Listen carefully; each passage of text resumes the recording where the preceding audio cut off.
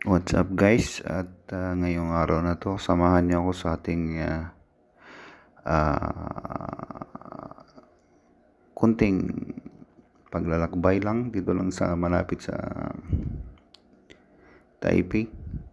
Ito lang naman lagi nating destination, no? So, let's enjoy life. Tara. At ito guys, kailangan laging safe driving, laging magpapasalamat sa Diyos sa araw-araw na binigay niyang buhay sa atin, lalong-lalo sa mga ka-OFW ko sa Taiwan. At shout out nga pala guys sa PTUT, no?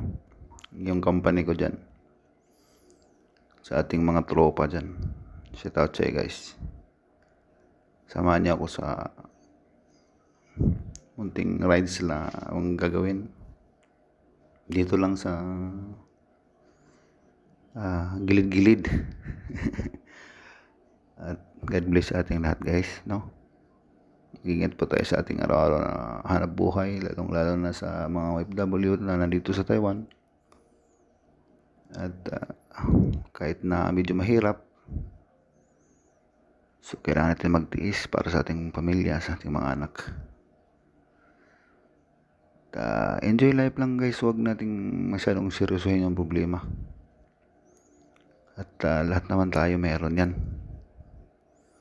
At pasalamat tayo na malakas yung katawan natin, binigay sa atin ng ating Panginoon. At pagising natin sa umaga, at malakas tayo.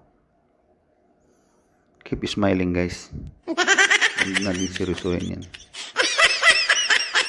Kailangan natin lumaban para sa buhay.